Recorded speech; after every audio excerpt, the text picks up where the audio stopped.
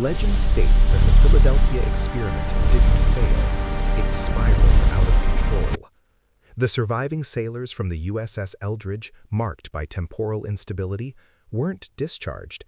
They were secretly transferred to a closed psychoneurological institute where military scientists studied their condition for decades.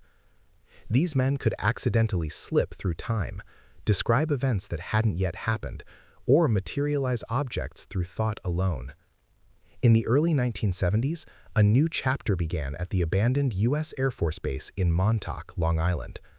Scientists who had worked with the Philadelphia subjects were given a new tool, the giant SAGE radar antenna, capable of generating extreme electromagnetic fields. Their hypothesis was simple. If a random energy surge could destabilize reality, then a directed pulse could control it. Montauk was to become a laboratory for manipulating the very fabric of time and space, and the Philadelphia subjects, the living keys to this power. Their damaged DNA and distorted perception of reality became the foundation for a project designed to alter the very nature of human existence. The core of the Montauk Project was a device known simply as the chair. It wasn't for sitting, it was an interface.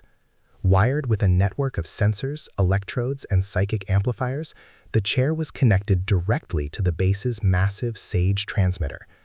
The operator, often a psychic individual with latent psychic abilities identified from the Philadelphia group or from other sources, would sit inside this psychotronic cocoon. The goal was projective telekinesis, to translate pure thought into tangible electromagnetic waveforms. Through the chair, an operator's visualized object could be broadcast via the SAGE array, creating temporary, localized reality distortions. Early logs allegedly described successful materializations of simple objects, a chair, a book, a glass of water, that would hold form for minutes before dissolving. But the true breakthrough was temporal.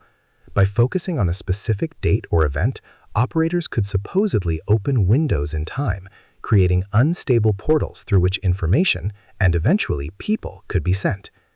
The chair didn't just read minds, it weaponized imagination, turning the human psyche into a broadcast antenna for rewriting the physical world.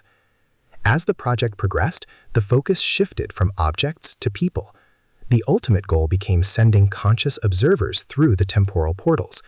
Volunteers, often sourced from vulnerable populations including orphanages, homeless shelters, and psychiatric wards, were subjected to intense psychic conditioning to prepare them for temporal displacement. These individuals, known internally as probes, would be sent to designated coordinates in time to gather intelligence. The most controversial and haunting aspect involved children. Project notes, as described by whistleblowers, indicate children were preferred for certain missions due to their psychic malleability and reduced temporal inertia. These children of Montauk were allegedly trained to observe and report on historical events, from ancient battles to future conflicts. However, the side effects were catastrophic. Many probes returned with severe psychological fractures, describing time ghosts and paradox sickness. Some failed to return at all, lost in the timelines.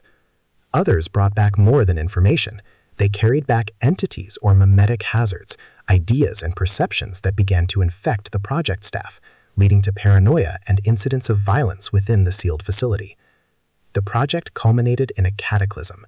In August 1983, during a maximal power experiment aimed at opening a stable portal to 1943 to alter the outcome of the Philadelphia experiment itself, the system overloaded. The SAGE array and the psychic operator, pushed beyond their limits, created not a window, but a tear, a non-terrestrial entity, described as a formless, predatory consciousness, allegedly crossed into our dimension. It began manifesting throughout the base, inducing hallucinations, physical assaults, and reality breakdowns among personnel. The facility was immediately quarantined. According to accounts, a military cleanup team was deployed. They scorched the interior, sealed the underground levels with concrete, and erased all official records of the project's final phase. The base was officially decommissioned due to budget cuts. The surviving personnel were subjected to aggressive memory suppression techniques and dispersed. The Montauk Project was buried, not in files, but in silence and fear.